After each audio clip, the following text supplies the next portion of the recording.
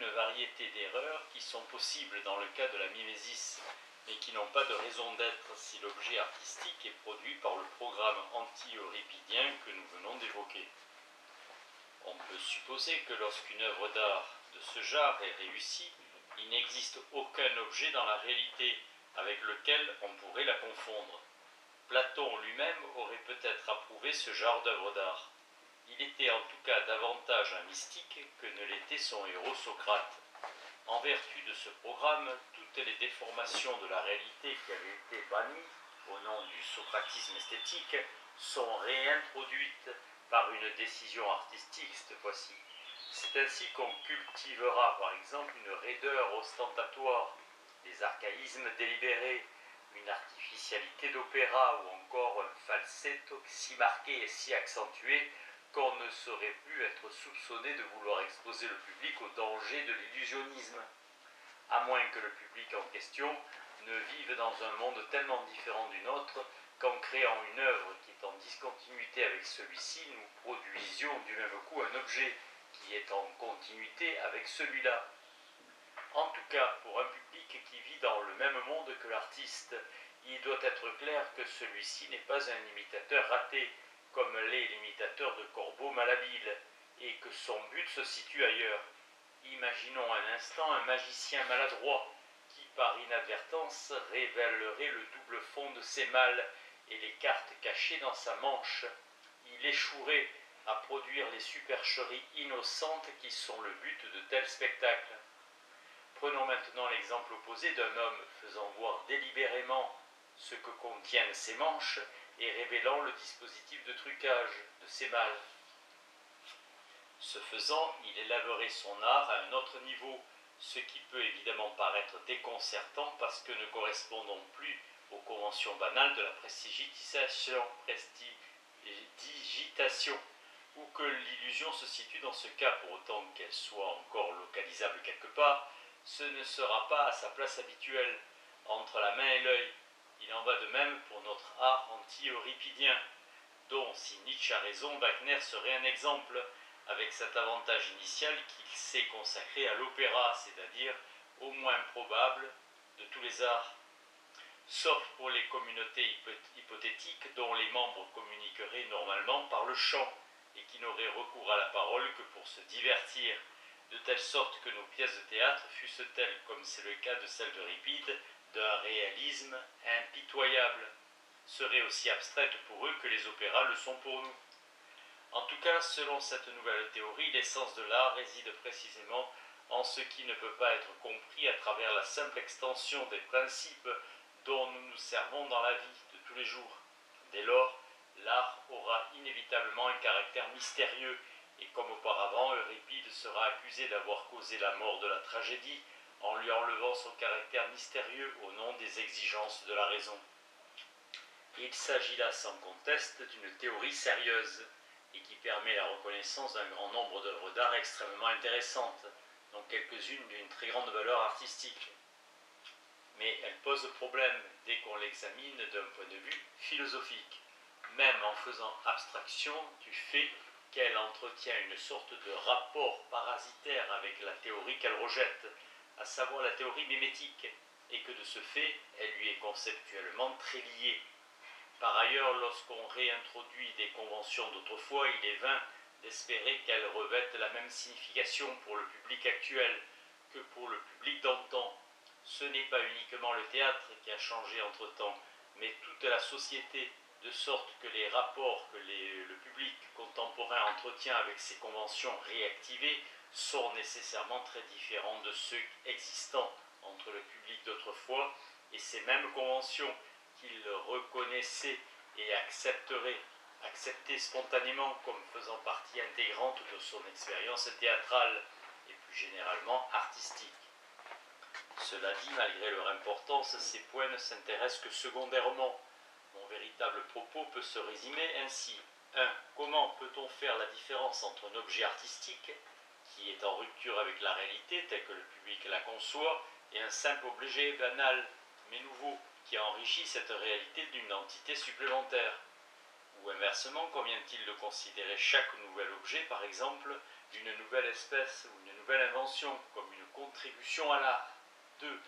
Qu'en est-il des objets présentés par J, tels son vieux lit ordinaire, ne comportant aucun embellissement surréaliste, ni la moindre couche de peinture surrégatoire, se contentant donc d'être un lit, pareil en tout à ceux dont s'en servent ses contemporains. Il n'existe rien qui puisse le différencier des autres lits, aucune discontinuité ne le sépare d'eux, du moins pour autant qu'on les considère comme des lits, car bien que le lit de J puisse être une nouvelle œuvre d'art, sa nouveauté ne saurait résider dans le fossé existant entre lui et la réalité, puisque justement il n'y en a pas. Donc elle ne saurait se situer là où cette théorie cherche à la localiser. Enfin, en supposant que les conventions théâtrales restent constantes, toute chose qui limite ou non la réalité, donc, qu'elle soit ou non en continuité avec la vie, qui se trouve circonscrite par les parenthèses qu'elle induisent, semble devoir être de l'art, du simple fait de son inscription entre parenthèses. Mais alors le fait d'être une œuvre d'art est, selon toute apparence, indépendant des caractéristiques intrinsèques de l'objet, ainsi classé, aussi bien que des conventions en vertu desquelles il est une œuvre.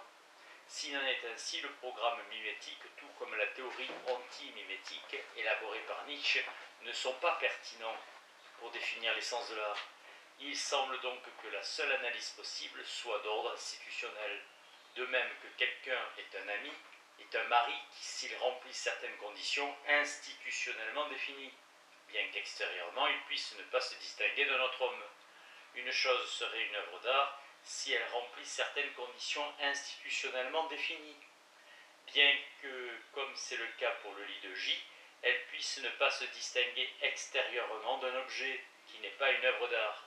Mais cela nous ramène à notre point de départ, et nous ne voyons toujours pas clair quant à la nature des frontières de l'art. Avant de commenter ce point, il peut être utile de présenter de manière plus pointue les dilemmes que les artistes aux prises avec la réalité rencontrent à l'intérieur de ces parenthèses, que sont les conventions. Le dilemme euripidien réside dans le fait qu'en se conformant au programme mimétique, on produit un objet qui ressemble de si près à un objet réel qu'on peut se demander en quoi il s'agit encore d'une œuvre d'art. La tentative d'éviter le dilemme, en exagérant les éléments non mimétiques qui avaient été exclus au nom du programme euripidien, aboutit à des objets si éloignés de la réalité que la question n'a plus de raison d'être. Mais il en reste une autre, qui n'est pas moins pressante, étant donné le cas extrême d'un objet en rupture complète avec la réalité, au nom de quoi l'identifierons-nous comme une œuvre d'art plutôt que comme un bout de réalité, ou en plus, à supposer que nous ne voulions pas considérer tout objet nouveau, ipso facto, comme une œuvre d'art, et que nous soyons d'avis que la réalité peut encore être enrichie autrement que par l'intermédiaire de l'art. Prenons par exemple le tout premier ouvre-boîte jamais fabriqué, conçu par le bienfaiteur, sans lequel les conserves alimentaires ne seraient jamais devenues une possibilité pratique. Comme un gadget commode à la portée de n'importe quel ménage, son maniement ne devait pas poser de problème à la ménagère moyenne. On n'avait jamais rien vu de semblable jusque-là. C'était un véritable modèle d'utilité et d'économie, auquel son inventeur avait même pris le soin d'ajouter un tire-bouchon.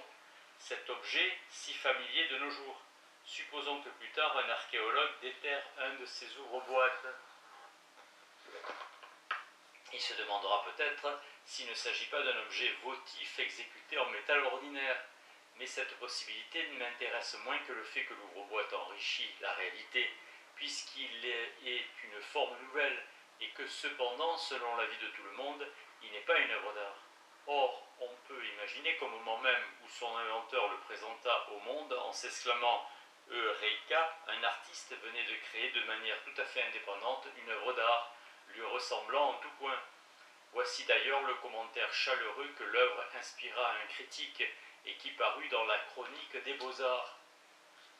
La nudité toute particulière de son extrémité écourtée, laide, tranchante et étonnamment inquiétante, incarne une virilité agressive, d'autant plus prononcée qu'elle contraste formellement et symboliquement avec la spirale, qui allant en s'amenuisant de manière tout à fait frivole, virevolte librement, bien que maintenue par un axe fixe dont elle est captive et qui exprime la pure féminité dans sa futilité. Les deux motifs sont présentés en symbiose dans une composition unifiée et puissante qui garde intacte sa vocation universelle et son message d'espoir malgré sa taille miniature et la banalité du matériel utilisé. Si l'œuvre avait été exécutée dans un matériau précieux, comme on aurait pu s'y attendre vu sa taille qui est celle d'une pièce d'orfèvrerie, sa portée en aurait été amoindrie, puisque son message s'adresse tout autant aux hommes qu'aux femmes, en tant que dénominateur commun de la condition humaine. Si la pièce était de dimension gigantesque, car il faut bien admettre son caractère monumental par essence, elle aurait exagéré en lui prêtant un caractère héroïque, la banalité cosmique du thème. Non, la taille et le matériau renforcent ensemble l'image et son impact. Nous avons affaire à un véritable chef-d'œuvre de signification condensée, une prise de position majeure de J, dont le génie débordant a déjà produit tant d'œuvres remarquables. Une œuvre digne d'entrer dans le cercle très fermé des chefs-d'œuvre importants qui s'imposent d'eux-mêmes, tels le Saint-Georges de Donatello ou Mademoiselle Pogani de Brancusi. Il est évident qu'un objet auquel on réserve un tel accueil doit posséder toutes les propriétés qui, selon les théoriciens de l'art, caractérisent les œuvres d'art en tant que classe, comme par exemple la finalité sans fin ou la forme significative. Bien sûr, un Philistin pourrait s'en servir comme un banal ouvre-boîte, mais la question qui se pose est celle de savoir comment il est possible que l'objet de J possède ses propriétés artistiques, alors que le véritable ouvre-boîte original, qui lui ressemble en tout, ne les possède pas. Il serait étonnant que deux objets puissent avoir la même taille, la même forme, qu'ils soient faits dans la même matière, et que néanmoins l'un possède une forme significative et l'autre non. Il est vrai que tous les deux peuvent donner lieu à un acte de distanciation et d'appréciation esthétique. Mais comme il fallait s'y attendre, la distinction qui nous intéresse est perpendiculaire aux révélations que peut nous livrer l'acte de distanciation esthétique, pour lequel la distinction entre œuvre d'art et simple objet demeure impénétrable. Aucune de ces théories ne nous aidera donc beaucoup dans notre recherche, pas plus que le fait historique que constitue la nouveauté d'une chose. En effet, dans notre exemple, les deux objets sont en rupture avec tout ce qui les a précédés. Pour montrer plus clairement encore l'inutilité du concept de nouveauté dans notre contexte, il suffit d'imaginer un ordre historique différent. Par exemple, que le premier ouvre-boîte soit apparu quelques mois avant sa réplique tant louée, qu'on pourrait d'ailleurs intituler « La condition humaine », bien que J, toujours égal à lui-même, déteste ce genre de blague et n'est que mépris pour le critique de la chronique, dont l'hommage lui a permis néanmoins de vendre son objet à Frankfurter Kunsthalle pour plus d'1 million de marks.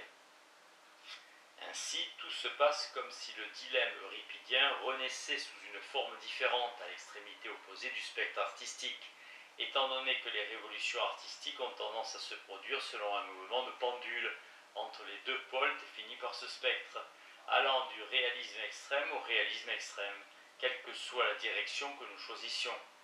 Le dilemme semble inévitable, et peut-être qu'il le restera aussi longtemps que nous tenterons de définir l'art en termes de caractéristiques qui soient comparables à celles du monde réel ou en opposition avec elles.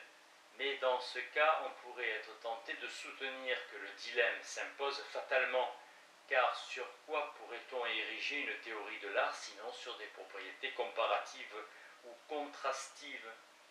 Voilà justement comment je voudrais que la question soit posée, car sous cette forme, elle ressemble comme toutes les questions philosophiques sérieuses à ce genre de casse-tête dont on ne trouve la solution qu'en changeant de plan, c'est-à-dire en quittant celui dans lequel les faits semblent être absolument récalcitrants à toute solution, pour un autre qui permette de les appréhender sous un angle indéfinissable auparavant. Pour le moment, tout ce dont nous disposons, ce sont les conventions. C'est à l'intérieur de l'espace qu'elles circonscrivent que nous avons permis à notre comédie dialectique d'être jouée jusqu'à son dénouement. D'où cette nouvelle réponse qui se propose tout naturellement à nous. La différence qui sépare l'art de la réalité dépend uniquement des conventions, en ce sens que tout objet qu'elle identifie comme une œuvre d'art en est une. Bien qu'elle contienne un élément de vérité, cette théorie me paraît superficielle. L'expression « c'est une œuvre d'art » qui traduit la réaction égalitaire de J, dont il a été question plus haut, est un prédicat honorifique, et la question des honneurs semble en effet être avant tout une affaire de convention. mais il y a des honneurs qui se méritent, et on peut se demander en vertu de quoi un objet y a droit. Ne faut-il pas que certaines conditions soient d'abord remplies? N'existe-t-il pas par ailleurs certaines conditions qui interdisent tout succès, certains faits dont la connaissance suffit pour disqualifier comme œuvre d'art l'objet auquel il se réfère, et cela quoi qu'on puisse dire en sa faveur?